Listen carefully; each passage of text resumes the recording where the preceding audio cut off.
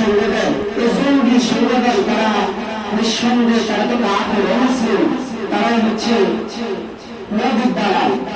তারা হচ্ছে কাদের উত্তরসূরি জানেন, তারা হচ্ছে ফেরাউনের উত্তরসূরি, তারা